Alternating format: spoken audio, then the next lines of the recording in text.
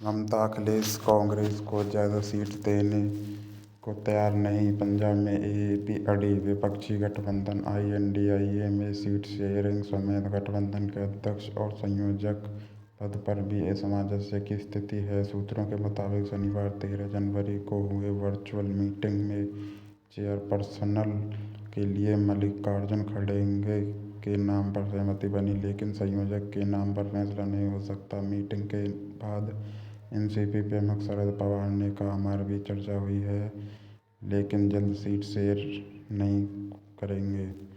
JDU भी seat sharing में हो रही देरी से नाराज है। पार्टी के महासचिव और मुख्य प्रवक्ता केसी त्यागी ने कहा, हमारी चिंताएं हैं कि सीट शेयरिंग जल्दी हो जाए और ज्वाइंट कैंपेन होना चाहिए। चुनाव में मुश्किल से 2 महीने बचे हैं और अभी सीट शेयरिंग भी नहीं हुई है। यह बहुत बड़ी प्रॉब्लम है। हालांकि एनडीए में भी सीट शेयरिंग नहीं हुई है, लेकिन बीजेपी का संगठन, जनशक्ति और धनशक्ति काफ़ी मजबूत है। राज्य में लोकसभा की 42 सीटें हैं, जिनमें से कांग्रेस 6 सीटों पर चुनाव लड़ना चाहती है। मुख्यमंत्री और टीएमसी सुप्रीमो ममता बनर्जी कांग्रेस को 2 सीटों से ज़्यादा देने को तैयार नहीं है। पश्चिम बंगाल में फिलहाल सीट शेयरिंग का कोई फार्मूला बनता नहीं दिख रहा। यही वजह है कि ममता बनर्जी आईएनडीआईए गठबंधन में दूरी बनाते दिख रही है। फिलहाल कांग्रेस में टीएमसी में सीटों को बंटवारे पर कोई औपचारिक बैठक नहीं हुई है। पंजाब में लोकसभा की 13 सीटें हैं। आम आदमी पार्टी के चीफ अरविंद केजरीवाल ने दिसंबर में बठिंडा में एक रैली के दौरान लोगों को एएपी के सभी 13 सीट जिताने की अपील की थी। जाहिर है कि एएपी का दावा पंजाब की सभी 13 सीटों पर है। अभी 13 से 8 सीटों पर कांग्रेस के सांसद हैं, क्योंकि कांग्रेस इन 8 सीटों पर दावा कर रही है। पंजाब में सरकार बनने के बाद आम आदमी पार्टी कांग्रेस को इतनी सीटें देने के लिए तैयार नहीं है। दिल्ली में एएपी और कांग्रेस के बीच सीटों के बंटवारे पर सहमति बन गई है। कांग्रेस ने दिल्ली में 5 सीटों की डिमांड की थी, लेकिन एएपी के 4 और कांग्रेस के 3 सीटों पर लड़ने के संभावित फॉर्मूले पर दोनों पार्टियां राजी हैं। यूपी में सीट शेयरिंग के मुद्दे पर शुक्रवार 12 जनवरी को कांग्रेस और समाजवादी पार्टी की बैठक होनी थी। कांग्रेस सूत्रों के मुताबिक यूपी को लेकर पार्टी का रोड मैप क्लियर नहीं था, इस वजह से मीटिंग टल गई। कांग्रेस यूपी में 20-25 सीटों पर लड़ना चाहती है, जबकि सपा 10 से ज़्यादा सीट दे नहीं रही है।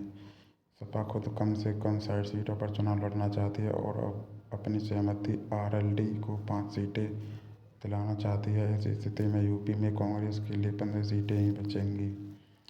बिहार में सीटों के बंटवारे पर हुई बैठक में जेडीयू ने आरजेडी और जेडीयू को 17, कांग्रेस को 4 और लेफ्ट पार्टी को 2 सीटें दिए जाने का प्रस्ताव रखा। हालांकि कांग्रेस बिहार में 8-10 सीटें मांगी जा रही हैं। सूत्रों के मुताबिक जेडीयू आरजेडी को 16, कांग्रेस को 6 और लेफ्ट दलों को 2 सीटें दिए जाने के संभावित फॉर्मूले पर सहमति बन सकती है।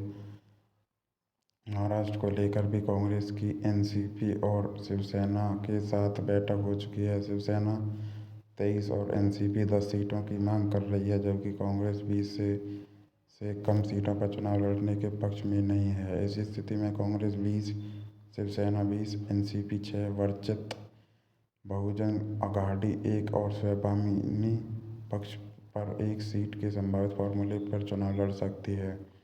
गुजरात में आम आदमी पार्टी को 2 सीटें मिल सकती हैं। हरियाणा में एएपी में भी चुनाव लड़ना चाहती है, लेकिन कांग्रेस उसे एक भी सीट देने के पक्ष में नहीं है। जम्मू कश्मीर में कांग्रेस नेशनल कॉन्फ्रेंस और पीडीपी के साथ चुनाव लड़ेगी। जम्मू की 2 सीट और लद्दाख की 1 सीट पर कांग्रेस दावा कर रही है। इस स्थिति में नेशनल कॉन्फ्रेंस 2, पीडीपी 1 सीट पर चुनाव लड़ेंगे। केरल में 20 सीटों में से 16 सीटों पर कांग्रेस और गठबंधन के बाकी दल पर 4 सीटों से चुनाव लड़ सकते हैं। तमिलनाडु में डीएमके 30 और कांग्रेस 9 सीटों पर चुनाव लड़ सकती है, लेकिन 1-2 सीटों पर पेच फंस सकता है।